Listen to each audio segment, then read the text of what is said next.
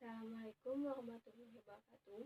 Perkenalkan, nama saya Siti Rahmah dari Diplomatika jurusan Teknologi Laboratori Medik. Di sini saya akan menjelaskan tentang sistem muskuloskeletal. Sistem muskuloskeletal merupakan sistem tubuh yang terdiri dari otot, muskulo, dan tulang-tulang yang membentuk rangka atau skelet. Otot adalah jaringan tubuh yang mempunyai kemampuan mengubah energi kimia menjadi energi mekanik.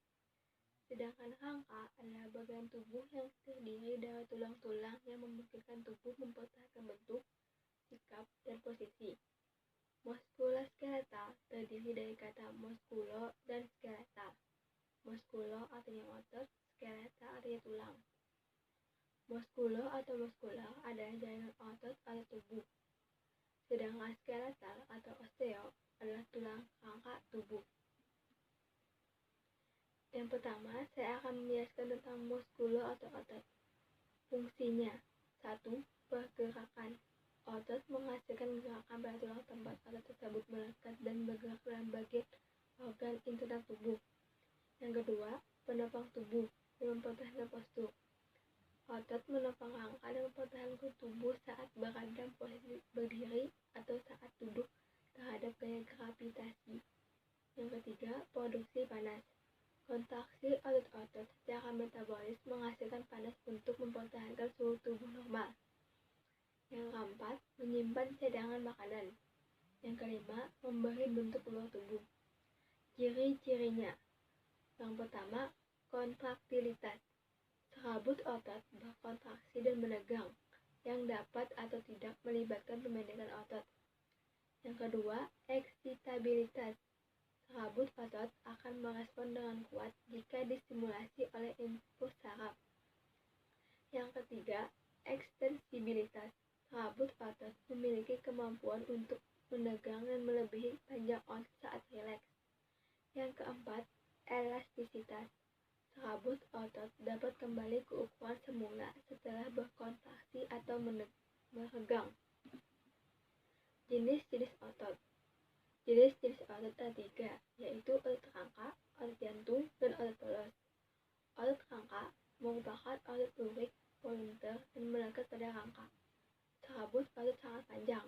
Panjangnya sampai 30 cm, berbentuk silindris dengan lebar berkisar antara 10 mikron sampai 100 mikron. Setiap serabut memiliki banyak inti yang tersusun di bagian perifer. Kontraksi otot rangka sangat cepat, kuat, sebentar, dan cepat lelah. Otot jantung merupakan otot lurik, disebut juga otot serangan lintang involunter. Otot ini hanya terdapat pada jantung. Otot jantung bekerja terus-menerus setiap saat tanpa henti.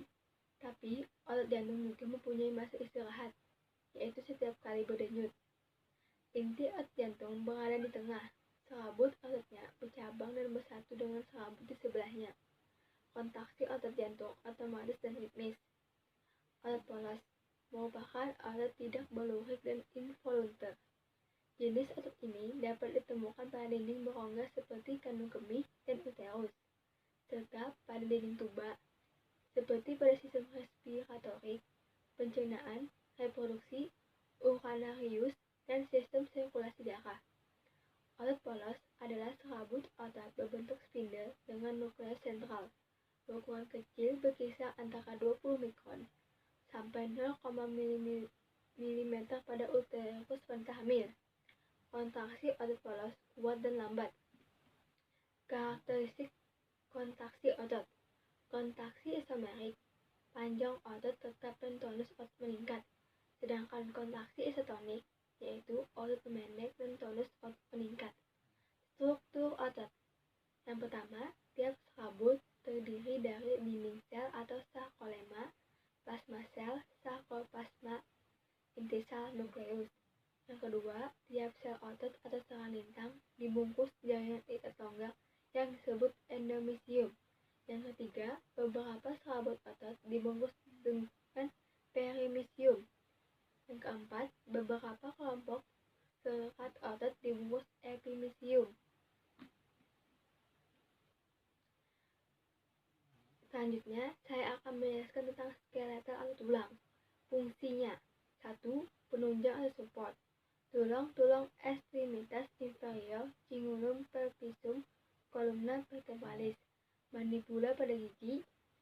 tulang lainnya yang menunjang organ dan jaringan. Yang kedua, perlindungan atau protection. Kranium melindungi otak, costa dan sternum yang melindungi paru-paru dan jantung. Vertebrae melindungi chorda spinalis. Yang ketiga, pergerakan atau movement. Yang keempat, penyimpanan mineral dan jaringan lemak adiposa. 99% kalium tubuh atau kalsium tubuh, 85% fosfor. Jaringan adiposa terdapat pada kavum medulla, tulang-tulang tertentu. Yang kelima, hematopoiesis, pembentukan sel-sel darah di kavum medular. Klasifikasi tulang. Klasifikasi tulang ada 3, berdasarkan struktur. Yang pertama, pars cartilaginosa dan pars ossea. Sedangkan berdasarkan bentuk, yaitu 1. As longum, terutama pada skeleton apendikuler. Yang kedua, os brev. Yang ketiga, os planum. Dan keempat, os irregular. Sedangkan berdasarkan letak ada 2, yaitu yang pertama, axial skeleton, membentuk sumbu panjang tubuh, terdiri dari kranium, kolumna vertebralis, dan costae, berfungsi sebagai proteksi dan support. Yang kedua, appendicular skeleton, tulang-tulang ekstremitas superior dan inferior beserta cingulumnya, cingulum pectoral dan pelvium, berfungsi sebagai lokomasi dan perlindungan terhadap lingkungan. Komponen tulang. Yang pertama, air 50%, yang kedua padatan 50%. Padatan terdiri dari organik dan inorganik. Organik 31%, 1/3. Terdiri dari serabut kolagen dan materi organik yang lain yang disekresi oleh osteoblast. Fleksibilitas terhadap stretching dan twisting. Yang inorganik 69% atau 2/3. Terutama terdiri dari kalsium fosfat dan kalsium hidroksi, menghasilkan tulang yang keras dan tahan terhadap tekanan. Faktor pertumbuhan tulang. Yang pertama, nutrisi, kecukupan vitamin dan mineral. Yang kedua, hormon. Pada anak-anak berfungsi sebagai stimulan pembelahan sel. Hormon yang berpengaruh adalah hormon pertumbuhan di kelenjar pituitari, hormon tirosin dan kalsitonin di kelenjar tiroid, hormon insulin di kelenjar pankreas, kelenjar paratiroid, hormon estrogen dan progesteron di ovarium dan testis. Bagian yang sering terdapat pada tulang. Yang pertama, foramen, suatu lubang tempat pembuluh darah, saraf, dan ligamentum, misalnya pada tulang kepala belakang yang disebut foramen occipital. Yang kedua, fossa, suatu lekukan di dalam atau pada permukaan tulang, misalnya pada scapula yang disebut fossa suprascapula. Yang ketiga, processus, suatu tonjolan atau taju, misalnya terdapat pada ruas tulang belakang yang disebut processus spinosus. Yang keempat, condylus, taju yang bentuknya bundar merupakan benjolan. Yang kelima, tuberculum atau tonjolan kecil. Yang keenam, tuberositas atau tonjolan besar. Yang ketujuh, trochanter, yaitu tonjolan besar. Pada umumnya tonjolan ini pada tulang paha atau femur. Yang kedelapan, kristal pinggir atau tepi tulang, misalnya pada tulang ilium yang disebut crista iliaca. Yang kesembilan, spina, tonjolan tulang yang bentuknya agak runcing, misalnya pada tulang ilium yang disebut spina iliaca. Yang ke-10, kaput atau kepala tulang, bagian ujung yang bentuknya bundar, misalnya pada tulang paha yang disebut caput femoris. Selanjutnya saya akan menjelaskan tentang sendi. Sendi adalah tempat di mana dua tulang atau lebih saling berhubungan, di mana di antara tulang-tulang ini dapat terjadi pergerakan atau tidak. Komponen penunjang sendi. Yang pertama, ligamen, jaringan ikat yang menghubungkan tulang dengan tulang. Yang kedua, tendon, jaringan ikat yang menghubungkan otot dengan tulang. Yang ketiga, cairan sinopia, cairan pelumas pada ujung-ujung tulang yang terdapat pada bagian kapsul sendi. Yang keempat, tulang rawan hialin, jaringan tulang rawan yang menutupi kedua ujung tulang yang berbentuk persendian, berguna untuk menjaga persendian dari benturan keras.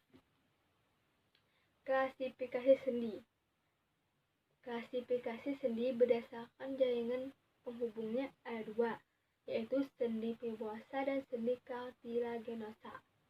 Sendi fibrosa adalah suatu persendian di mana permukaan tulang yang bersendi dihubungkan oleh jaringan fibrosa, sehingga kemungkinan geraknya sangat sedikit. Yang kedua, sendi kartilagenosa. Sendi kartilagenosa dibagi menjadi dua, yaitu sendi kartilagenosa primer dan sendi kartilagenosa sekunder.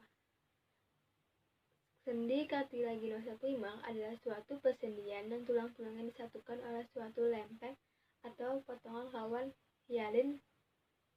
Sedangkan sendi kartilagenosa sekunder adalah suatu persendian dan tulang-tulangnya disatukan oleh suatu lempeng rawan fibrosa, dan permukaan sendi ini diliputi oleh lapisan rawan hialin yang tipis. Pergerakan yang mungkin dilakukan tergantung pada sifat fisik rawan fibrosa. Sendi sinovial adalah suatu persendian yang mempunyai kemungkinan gerak banyak sekali karena terdapat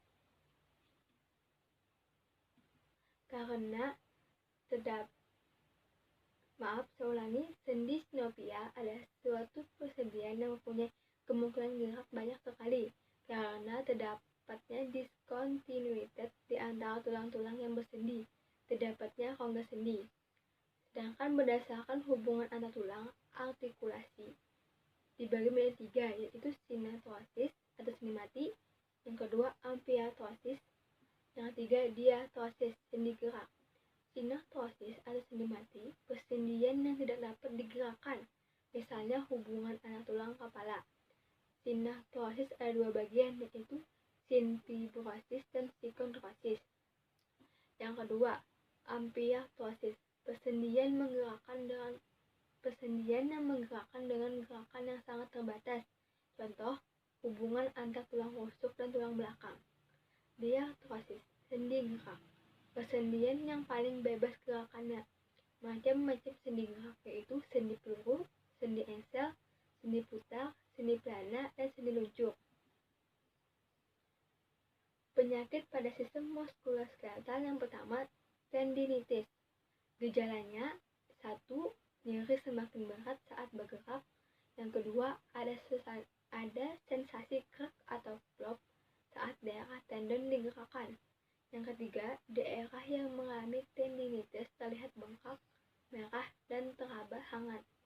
Penyebab beberapa hal yang dapat meningkatkan risiko terjadinya tendinitis adalah sebagai berikut. Yang pertama, usia. Semakin tua usia, tendon akan semakin tidak lentur, sehingga lebih rentan mengalami peradangan. Kedua, pekerjaan. Orang-orang dengan pekerjaan yang melibatkan gerakan peregangan sendi yang terus-menerus seperti tukang bangunan dan atlet lebih rentan mengalami tendinitis. Yang ketiga, olahraga. Jenis olahraga yang dapat memicu tendinitis adalah lari, berenang, tenis, basket, dan golf. Yang keempat, diabetes. Penderita diabetes mellitus lebih rentan mengalami tendinitis. Diagnosis. Untuk menentukan seseorang mengalami tendinitis, dokter akan melakukan anamnesis atau wawancara medis dan pemeriksaan fisik. Pemeriksaan dilakukan pada daerah tendon yang mengalami nyeri.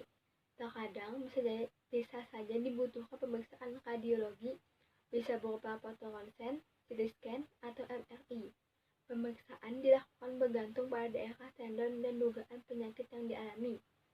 Cara pengobatan yang pertama, 1. Mengistirahatkan daerah tendon yang mengalami peradangan. Yang kedua, mengompres bagian yang terserang dengan kompres dingin untuk mengurangi nyeri. Yang ketiga, mengonsumsi obat pereda nyeri seperti paracetamol dan ibuprofen. Yang keempat, membobot daerah otot dan sendi yang mengalami tendinitis. Bila dengan melakukan hal-hal tersebut, keluhan belum membaik, dokter dapat memberikan suntikan steroid atau obat anti radang ke bagian tubuh yang mengalami tendinitis. Terkadang, fisioterapi juga dibutuhkan. Penyakit yang kedua yaitu osteoartritis. Gejalanya, selain rasa sakit dan kaku, beberapa gejala lain yang bisa terjadi adalah 1. Pembengkakan pada sendi. Yang kedua, munculnya suara gesekan pada sendi ketika digerakkan. Ketiga, melemahnya otot dan berkurangnya massa otot. Yang keempat, munculnya tagi atau tulang tambahan. Yang kelima, munculnya benjolan pada sendi yang ada di jari tangan. Yang keenam, membengkoknya jari tangan. Penyebab osteoartritis disebabkan oleh kerusakan pada tulang rawan dan sendi. Kerusakan ini berkembang seiring dengan berjalannya waktu. Kondisi ini dimulai saat tulang rawan yang merupakan bantalan pelindung tulang mengalami kerusakan. Kerusakan ini kemudian menyebabkan terjadinya gesekan langsung ke tulang. Gesekan ini lama-kelamaan akan merusak dan menyebabkan peradangan pada sendi. Pertambahan usia adalah salah satu faktor utama terjadinya kondisi ini. Diagnosis. Untuk memastikan diagnosis, dokter akan meminta pasien untuk melakukan pemeriksaan penunjang, seperti yang pertama, pemindaian dengan ronsen dan MRI, untuk melihat kondisi tulang dan mendeteksi peradangan pada tulang dan sendi.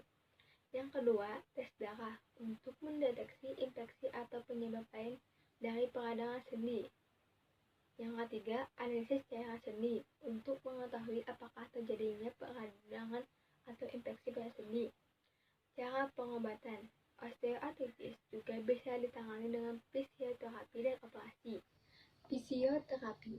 Penderita osteoartritis dapat menjalani fisioterapi untuk memperkuat otot-otot di sekitar persendian. Cara ini juga bisa meningkatkan fleksibilitas sendi dan otot, serta mengurangi rasa sakit. Operasi. Meski jarang dilakukan, operasi bisa dilakukan untuk memperbaiki atau mengganti sendi yang rusak agar penderita bisa lebih mudah bergerak. Penyakit pada sistem muskuloskeletal selanjutnya yaitu fibromialgi. Gejala adalah rasa sakit di banyak bagian tubuh yang berlangsung setidaknya selama 3 bulan. Rasa sakit ini dapat berupa nyeri yang tumpul, sensasi terbakar, atau seperti ditusuk-tusuk dengan tingkat keparahan yang bervariasi. Tingkat keparahan gejala fibromialgi berbeda-beda pada setiap penderita. Perbedaan tersebut dipengaruhi oleh aktivitas, tingkat stres yang dialami penderita, serta perubahan cuaca. Penyebabnya belum diketahui secara pasti, tetapi kondisi ini juga terkait dengan sejumlah faktor berikut ini. Yang pertama, perubahan mutasi gen. Yang kedua, gangguan tidur. Yang ketiga, gangguan senyawa kimia di dalam otak. Yang keempat, pernah mengalami cedera, menderita infeksi, menjalani operasi, atau mengalami kejadian traumatis. Diagnosis. Belum ada pemeriksaan khusus yang dapat mendeteksi fibromialgi. Untuk mendiagnosisnya, dokter akan menanyakan gejala yang dialami dan apakah gejala tersebut sampai mengganggu aktivitas penderita. Pemeriksaan lanjutan yang dapat dilakukan antara lain: yang pertama, hitung darah lengkap. Yang kedua, tes fungsi tiroid. Yang ketiga, rheumatoid factor test. Yang keempat, citrullinate peptide tes pemindaian.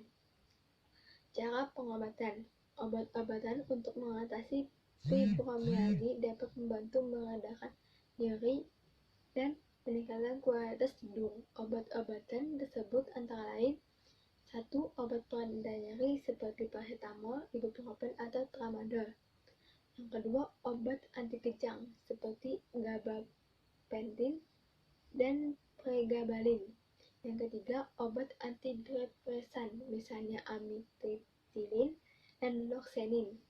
Obat-obatan di atas akan dikombinasikan dengan terapi seperti yang pertama, fisioterapi untuk meningkatkan kekuatan dan stamina. Yang kedua, terapi okupasi untuk membantu pasien menjalani aktivitas sehari-hari. Yang ketiga, psikoterapi untuk menguatkan keyakinan pasien dalam menghadapi penyakitnya. Sekian penjelasan dari saya. Apabila ada kesalahan dalam materi, pengucapan kata-kata ilmiah, mohon dimaafkan. Assalamualaikum warahmatullahi wabarakatuh.